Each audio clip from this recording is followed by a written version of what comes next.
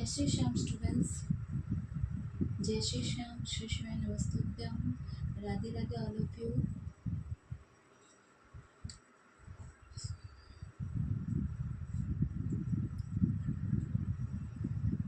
जय Shri Shyam students, Radhe Radhe all of you. आज हम आपके लिए लेकर आए हैं, वेलकम है आपका खाटू श्याम जी विद्यालय में, जहां आज हम क्लास 10th का chapter first chemical reaction and equations के बारे में हम पढ़ने वाले हैं। तो what is the chemical reaction and what is chemical equation, chemical reactions क्या है, क्यों है, कैसे है, और केमिकल इक्वेशंस क्या है, क्या यूज़ है, हम इसका क्या यूज़ है हमारे लाइफ में या हमारे सराउंडिंग, हम जो भी प्रैक्टिकल्स करते हैं वहाँ पे इसका यूज़ क्या है, what is chemical reaction and what is chemical equation, ये सब के बारे में हम पूरा डिटेल में इस चैप्टर में पढ़ने वाले हैं कि केमिकल रिएक्शन क्या होती है, कैसे फॉर्म होती है, कैसे इनका प्रोसेस होता है, कैसे हमें पता चलेगा कि वहाँ पे केमिकल रिएक्शन हो रही है कि नहीं हो रही। ये सारी चीज़ें जो हैं ये हमें यहाँ पे देखने को मिलेगी। सो द फर्स्ट हम केमिकल इक्वेशंस और केमिकल रिएक्शन को समझने के लिए हम सबसे पहले एक एग्जांपल लेते हैं। तो हमने एग्जांपल लिया है the burning of magnesium ribbon in air in collection of magnesium oxide in a glass, watch glass. तो हम यहाँ पे क्या करें, हम यहाँ पे एक प्रैक्टिकल कर रहे हैं एज एग्जांपल कि हमें मैग्नीशियम रिबन लेना है, उसको in the presence of air में हमें उसको बर्न करना, और जब हम उसको हवा के प्रेजेंस में, एयर के प्रेजेंस में जब हम उसको बर्न करेंगे, जलाएंगे, तो हमें मैग्नीशियम ऑक्साइड मिलेगा जो एक वाइट कलर का पाउडर होता है। तो मैग्नीशियम रिबन को जब बर्न करते तो क्या होता है, तो वहाँ पे एक वाइट फ्लेम प्रोड्यूस होती है, और फिर वो जो होती है वाइट फ्लेम वो बाद में चेंज हो जाती है वाइट पाउडर में, and that's a white powder is nothing, it's a magnesium oxide. वो जो वाइट पाउडर जो हमें मिलेगा वो और कुछ नहीं बल्कि मैग्नीशियम ऑक्साइड है। So it is form due to the reaction between magnesium and oxygen present in the air. तो मैग्नीशियम ऑक्साइड कैसे फॉर्म हुआ, क्यों फॉर्म हुआ, क्योंकि वहाँ पे मैग्नीशियम और ऑक्सीजन के बीच में रिएक्शन होने के कारण, इन दोनों के बीच में केमिकल रिएक्शन हुआ, उस वजह से वहाँ पे हमें मैग्नीशियम ऑक्साइड मिला। तो केमिकल रिएक्शन किसे कहते हैं, तो केमिकल रिएक्शन वो होता है जिसमें कोई भी रिएक्टेंट यानी कि जो रिएक्टेंट्स जो होते हैं, आप कोई भी सब्सटेंस ले रहे हो, कोई भी कंपाउंड ले रहे हो, मॉलिक्यूल ले रहे हो, कोई भी कंपाउंड जब आप ले रहे हो, सब्सटेंस ले रहे हो, उसका जब आप रिएक्शन होगा तो वो जो कंपाउंड या सब्सटेंस जो है ना वो एक न्यू स्टेट में कन्वर्ट हो जाएगा, एक न्यू प्रोडक्ट हमारा बनेगा।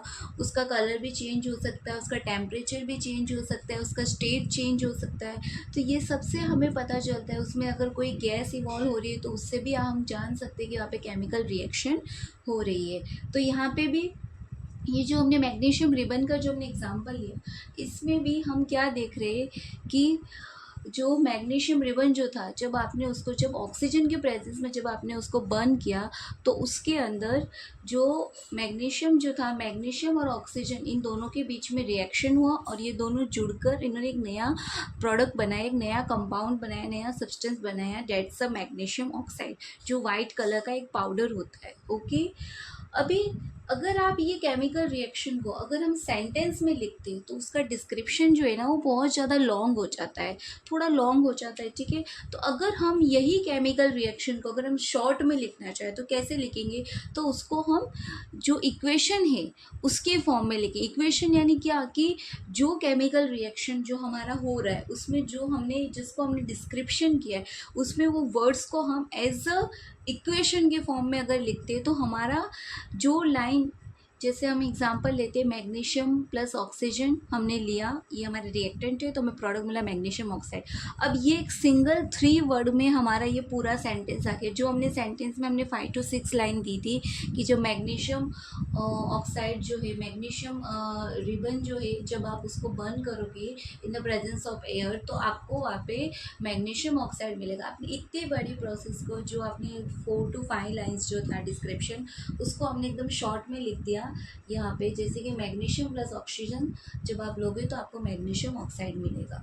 मैग्नीशियम प्लस ऑक्सीजन क्या, तो रिएक्टेंट है, और मैग्नीशियम ऑक्साइड हमारा प्रोडक्ट है। अब रिएक्टेंट किसे कहते हैं, प्रोडक्ट किसे कहते हैं, तो ऐसे सब्सटेंस जो कोई ना कोई केमिकल चेंज कर रहे हैं, ठीक है। रिएक्शन में जिनका कोई ना कोई केमिकल चेंज हो रहा है, फिर चाहे उनका स्टेट चेंज हो रहा है, टेम्परेचर चेंज हो रहा है, गैस इवॉल्व हो रही है, कुछ भी अगर उनके अंदर कोई चेंज हो रहा है तो डेट्स आर द रिएक्टेंट।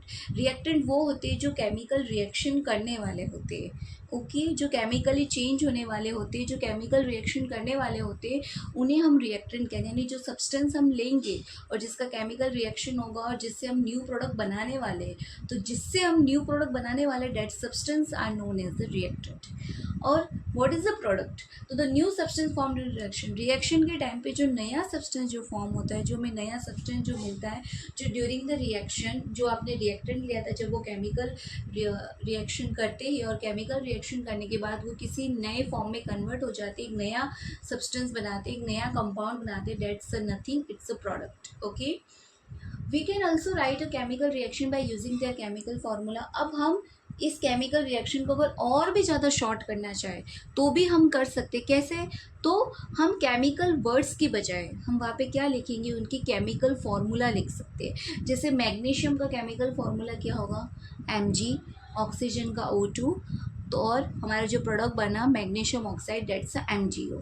अब एक और बात हमें आती है कि जब भी हम इक्वेशन लिखते हैं ना, तो इक्वेशन में एक चीज़ बहुत ज़्यादा ज़रूरी होती है कि जब भी हम किसी भी केमिकल रिएक्शन को अगर हम इक्वेशन के फॉर्म में बता रहे हैं, तो वो इक्वेशन जो है ना वो टोटली बैलेंस्ड होनी चाहिए। हमारी इक्वेशन बैलेंस होने का मतलब क्या है कि जो आपकी दोनों साइड है, RHS LHS साइड, यानी जो रिएक्टेंट और प्रोडक्ट जो होते हैं, तो उसमें जैसे कि यहाँ पे मैग्नीशियम ऑक्सीजन आपने लिया और वहाँ पे मैग्नीशियम ऑक्सीजन, तो ये दोनों साइड जितने भी एटम हैं आपके, जो मॉलिक्यूल्स है, जो नंबर ऑफ एटम्स जो है ना, वो दोनों साइड आपके इक्वल होने चाहिए। अगर ये दोनों साइड इक्वल नहीं है, डेट मीन्स कि आपका केमिकल इक्वेशन जो है ना वो बैलेंस नहीं है। हमारा केमिकल इक्वेशन तब तो ही राइट होगा जब वो बैलेंस हो। केमिकल इक्वेशन का बैलेंस होना बहुत ज़्यादा ज़रूरी है। अगर आपका केमिकल इक्वेशन बैलेंस नहीं होगा तो वो इक्वेशन आपका रॉन्ग माना जाएगा। तो अभी अगर कोई इक्वेशन है जो बैलेंस नहीं है, उसके जो दोनों साइड के जो एटम्स है अगर वो सेम नहीं है, वो बैलेंस नहीं है, तो ऐसी इक्वेशंस को क्या कहा जाता है? तो ऐसे केमिकल इक्वेशंस जो बैलेंस नहीं है उन्हें स्केलेटल केमिकल इक्वेशंस कहा जाता है। जैसे कि हम एग्जांपल लेते हैं, यही रिएक्शन ले लेते हैं, मैग्नीशियम रिबन का जो बर्न किया और MgO, तो यहाँ पे आप देख सकते हैं कि मैग्नीशियम जो है ये रिएक्टेंट में वन इसका एटम है और प्रोडक्ट में भी वन एटम है, बट ऑक्सीजन रिएक्टेंट में दो एटम है और हमारा प्रोडक्ट में वन ही है, तो ये अनबैलेंस है। यानी ये इक्वेशन क्या कहलाएगी अभी फ़िलहाल के लिए? इस इक्वेशन को हम अभी के लिए क्या कहेंगे? ये पूरी की पूरी इक्वेशन हमारी क्या कहलाएगी? Skeletal equation. ये पूरी की पूरी इक्वेशन हमारी अभी क्या कहलाएगी? Skeletal equation. तो अभी हमें इसको बैलेंस करना जरूरी है। तो जब हम इसको बैलेंस करेंगे तो बैलेंस करने के लिए क्या करेंगे? इसमें हमारा ऑक्सीजन जो है यहाँ पर एक ही एटम है, हमारा ऑक्सीजन का यहाँ दो है, तो हम क्या करेंगे? सिंपली अगर हम ऑक्सीजन को पहले बैलेंस करते तो यहाँ अगर हम 2 लगाते तो मैग्नीशियम इधर दो एटम हो गए और यहाँ पे सिंगल ही है, तो यहाँ पे भी हमें मैग्नीशियम का 2 लगाना पड़ेगा। तो अब हमारा LHS RS साइड अगर आप देखते हो तो वो दोनों बैलेंस हो चुका है। मैग्नीशियम के भी दोनों तरफ दो दो एटम है, ऑक्सीजन के भी दो दो एटम है, और ये हमारा जो केमिकल इक्वेशन जो है ये पूरी तरह से बैलेंस्ड हो चुका है। Okay, now the next topic is balance chemical equation. तो हमने अभी आगे देखा कि जो ऐसी इक्वेशंस जो अनबैलेंस होती है, जिनके बोथ साइड एटम जो होते हैं वो इक्वल नहीं होते, उन इक्वेशंस को स्केलेटल इक्वेशन कहा जाता है। तो अब अनबैलेंस इक्वेशन को हम बैलेंस कैसे करेंगे? ओके, तो उसके लिए हम पढ़ेंगे तो बैलेंस केमिकल इक्वेशन। इसमें हम स्टेप बाय स्टेप करेंगे और हम सीखेंगे कि हम कैसे अनबैलेंस इक्वेशन को बैलेंस कर सकते हैं। Okay, so shall we start. तो यहाँ पे हमने एक एग्जाम्पल लिया है Fe+H2O, Fe3O4 प्लस H2। ये हमने एक इक्वेशन ली है जो हमारी स्केलेटल इक्वेशन है, इसको हमें बैलेंस करना है, अनस्केलेटन बनाना है। तो सबसे फर्स्ट स्टेप हमारा क्या होगा? To balance a chemical equation first draw box around each formula, do not change anything inside the box while balancing the equation. तो सबसे पहला स्टेप है हमारा कि किसी भी केमिकल इक्वेशन को बैलेंस करने के लिए सबसे पहले हमें बॉक्स ड्रॉ करने फॉर्मूलाज के अराउंड, और उसमें कोई भी हमें चेंज नहीं करना है जब तक इक्वेशन बैलेंस नहीं हो जाती। तो सबसे पहले हम बॉक्स ड्रॉ करेंगे, तो आप पहले लिखेंगे chemical equation Fe plus H2O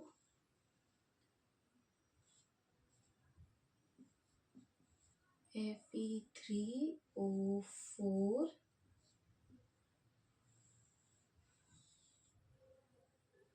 plus H2। हमने सारे हमारे फॉर्मूलाज जो है उसके अराउंड हमने बॉक्स ड्रॉ कर दिया है। अब next step, list the number of atom of different element present in the unbalance equation. अब इस अनबैलेंस इक्वेशन में जितने भी नंबर ऑफ एटम्स है दोनों साइड RHS और LHS बोथ साइड हमें उसको लिस्ट आउट करना है, काउंट करना है, ताकि हमें पता चल सके कि हमें एक्चुअल में कौन से आइटम को बैलेंस करना है, कौन सा आइटम हमारा अनबैलेंस है। So here make a box elements LHS RHS। हमारे एलिमेंट्स कौन कौन से, तो Fe है, हाइड्रोजन है एंड ऑक्सीजन है। तो LHS साइड अगर देखें तो Fe कितना है हमारा 1, हाइड्रोजन हमारा 2 और ऑक्सीजन है हमारा 1।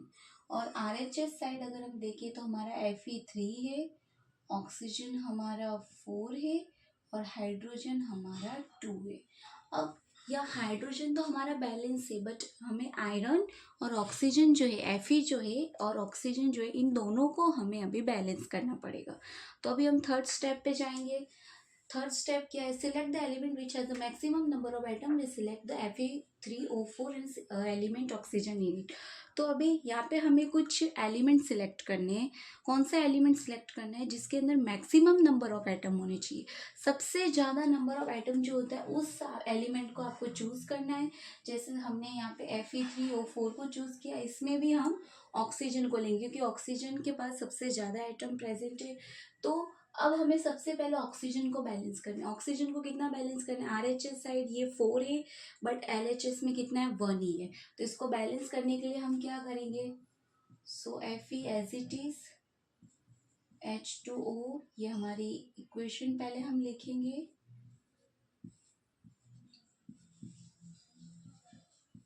अब यहाँ ऑक्सीजन 1 है और यहाँ 4 है, तो हमें यहाँ पे भी 4 करना, तो हम क्या करेंगे, यहाँ मल्टीप्लाई 4 कर देंगे। ओके, तो अब हमारा न्यू जो हमारा बना वो क्या बना कि ऑक्सीजन तो 4 हो चुका है। अब हमें किसको बैलेंस करना है, Fe को बैलेंस करना है। किसको, Fe को। तो नेक्स्ट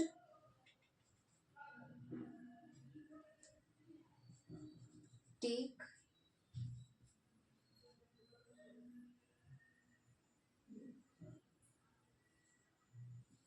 टेक एटम Fe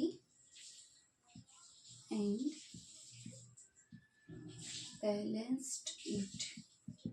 अभी Fe को बैलेंस करेंगे, तो अब फिर से आप वही इक्वेशन लिख दो, Fe plus 4H2O Fe3O4 plus H2।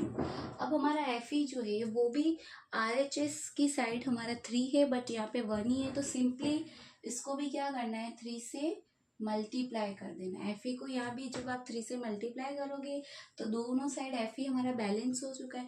अब आप एक चीज़ नोटिस करो कि हमने ये सब तो बैलेंस कर दिया, बट अभी हाइड्रोजन जो है उसका जो हमारा एटम है वो बढ़ चुका है।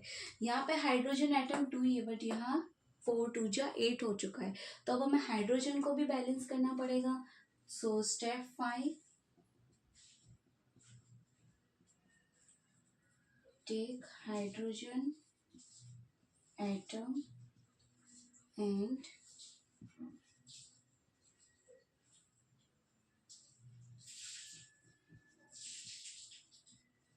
Balanced it. सो इक्वेशन क्या है, Fe 3Fe plus 4H2O plus Fe3O4 plus H2।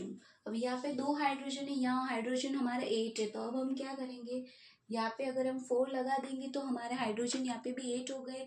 अब लास्ट फाइनल स्टेप हमारा क्या देखना है हमें कि हमारे जो टोटल एलिमेंट है वो टोटल स्टेप 6 में अगेन हमें बॉक्सेस ड्रॉ करने हैं। ये हमारा एलिमेंट है LHS, RHS, Fe, hydrogen, oxygen. Fe both side 3 हो चुका है, हाइड्रोजन दोनों साइड 8 हो चुका है, ऑक्सीजन दोनों साइड 4 हो चुका है। तो हमारी जो न्यू इक्वेशन मिली वो क्या है, 3Fe plus 4H2O Fe3O4 plus 4H2। तो ये इक्वेशन जो है ये हमारी पूरी तरह से अब बैलेंस्ड हो चुकी है। ओके, अब इसी तरह हम कुछ और एग्जांपल्स भी देखेंगे इसके, जिससे आप समझ सके। अब हम बैलेंस इक्वेशन को और अच्छे से समझने के लिए एक और एग्जांपल लेते हैं। यहाँ हमने HNO3 प्लस CaOH2 प्लस हमारा प्रोडक्ट जो बन रहा है वो CaNO3 ट्वाइस प्लस H2O। तो अब ये इक्वेशन जो है ये भी स्केलेटल इक्वेशन है, इसको भी हमें अनस्केलेटल इक्वेशन में कन्वर्ट करना है। उसके लिए हम क्या करेंगे, तो सेम बैलेंस इक्वेशन जो है उसी के स्टेप फॉलो करते हैं। तो स्टेप 1 हमारा क्या था, what is the step 1? Step 1 हम सबसे पहले फॉलो करेंगे, तो सबसे पहले अराउंड बॉक्स बनाने। तो HNO3 CaOH twice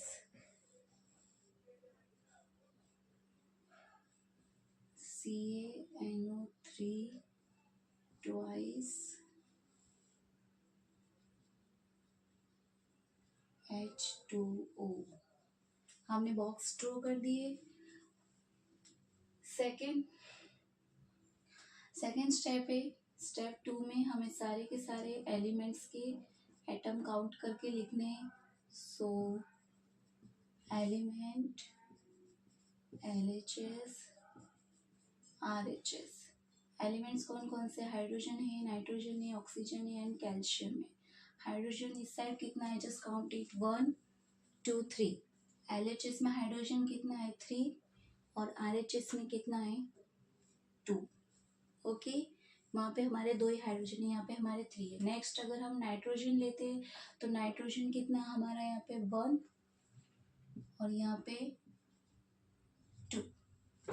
okay, next अगर हम ऑक्सीजन के देखें तो 3 4 5, यहाँ पे हमारे 5 ऑक्सीजन है और वहाँ 3 2 6 प्लस 1 7। RHS में हमारे 7 ऑक्सीजन है। कैल्शियम हमारे दोनों साइड बैलेंस है, बोथ साइड 1 एटम ही है हमारा। अब स्टेप 3 क्या था कि सबसे हाईएस्ट एलिमेंट वाला, सबसे ज़्यादा एटम जिसमें हो वो एलिमेंट लेना है। ओके, सबसे ज़्यादा नंबर ऑफ एटम वाला एलिमेंट लेना है। तो हम कौन सा लेंगे, सबसे पहले ये हमारी इक्वेशन है HNO3 plus CaOH twice CaNO3 2 plus H2O। तो अभी इसमें सबसे हाईएस्ट नंबर ऑफ आइटम वाला कौन सा मॉलिक्यूल है, तो ये CaNO3 2। इसमें भी सबसे हाईएस्ट एटम जो है ना उसको लेना। तो सबसे पहले हम ऑक्सीजन लेंगे। ऑक्सीजन हम देख सकते हैं यहाँ हमारे 5 है और इधर 7 है, मतलब पहले हमें ऑक्सीजन को बैलेंस करना है। ठीक है, तो यहाँ हमारा ऑक्सीजन कितना है 7 है और इस साइड कितना है हमारा 5 है। तो यहाँ 7 करने के लिए क्या करेंगे हम, तो हम क्या करेंगे, यहाँ पे जो ये CaOH ट्वाइस है ना, यहाँ पे 2 मल्टीप्लाई कर देंगे। तो हमारा ऑक्सीजन जो है बैलेंस हो गया है। आप देख सकते हैं HNO3 है तो ये ऑक्सीजन कितना 3 और 2 2 जा 4, 3 प्लस 4 कितना 7 ऑक्सीजन हो चुके। अब नेक्स्ट अब हमें नाइट्रोजन को बैलेंस करना है। नाइट्रोजन आप यहाँ पे देखो, नाइट्रोजन को बैलेंस करने से पहले हम अभी कैल्शियम देखेंगे कि कैल्शियम जो था यहाँ पे तो 1 ही है, बट यहाँ अभी कितना हो गया है, 2 हो चुका है हमारा कैल्शियम। कैल्शियम तो अभी पहले हमें कैल्शियम को बैलेंस करना पड़ेगा, तो स्टेप 4 हम नेक्स्ट एलिमेंट लेंगे, तो यहाँ हम कैल्शियम को बैलेंस करेंगे। कैल्शियम को बैलेंस करने के लिए जो RHS साइड है वहाँ पे आपको RHS साइड में कैल्शियम के साथ आपको 2 मल्टीप्लाई करना है, तो आपका कैल्शियम जो है वो बैलेंस्ड हो जाएगा। ओके, अब नेक्स्ट, अब हम नाइट्रोजन को बैलेंस कर, नाइट्रोजन टोटल कितने हो गए, 2 2 जो 4 नाइट्रोजन हो गए, यहाँ 1 ही है, तो स्टेप 5 हम नाइट्रोजन को बैलेंस करेंगे। पहले आप इक्वेशन लिख दो,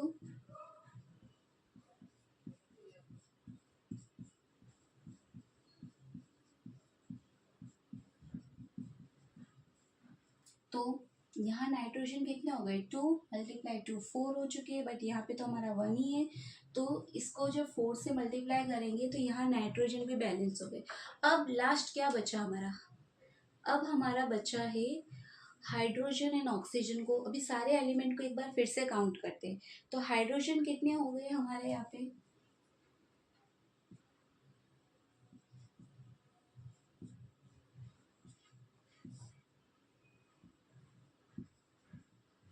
हाइड्रोजन को काउंट करो, 4 एंड 4 8, और यहाँ पे कितने, यहाँ पे हमारा हाइड्रोजन अभी भी 2 ही है, तो अभी हमें हाइड्रोजन को बैलेंस करना बहुत ज़्यादा ज़रूरी है। अब अगर आप ऑक्सीजन भी देखते हो तो 4 3 ज़ा 12 एंड 2 2 ज़ा 4, 12 प्लस 4 कितना होता है, ऑक्सीजन भी यहाँ पे 16 हो चुके हैं, बट यहाँ कितने, 3 2 ज़ा 6 6 2 ज़ा 12 प्लस 1 13। नाइट्रोजन इधर 4 है और उधर भी 4 है, नाइट्रोजन हमारा बैलेंस्ड है और कैल्शियम भी हमारा बैलेंस्ड। अब हमें हाइड्रोजन को बैलेंस करना है, तो हाइड्रोजन को बैलेंस करने के लिए क्या करेंगे, यहाँ पे 8 और यहाँ 2 है, तो सिंपली यहाँ अगर 4 मल्टीप्लाई कर देंगे, स्टेप 6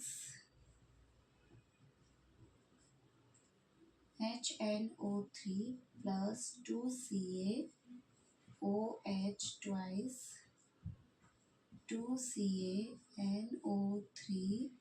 ट्वाइस 4 2 जा 8, ये हमने किया। अब आप देख सकते हैं कि हाइड्रोजन और ऑक्सीजन, अब एक बार फिर से हम हमारे सारे एलिमेंट्स जो है उसको काउंट करते हैं, फिर से काउंट करेंगे, तो hydrogen, nitrogen, oxygen and calcium, तो हाइड्रोजन 8 8 बैलेंस हो चुके हैं बोथ साइड, नाइट्रोजन जो है वो भी दोनों साइड 4 4 है, ऑक्सीजन काउंट करो तो 4 3 ज़ा 12 13 14 15 16, इस साइड 16 थे, अब यहाँ कितने, 3 2 ज़ा 6 7 8 प्लस 3 2 ज़ा 6 6 2 ज़ा 12 12 प्लस 4, यहाँ पे भी ऑक्सीजन भी बैलेंस हो चुके हैं और कैल्शियम भी दोनों साइड हमारा बैलेंस हो चुका है, तो हमारी फाइनल इक्वेशन क्या मिली हमें, ये, यानी ये हमारी बैलेंस इक्वेशन है।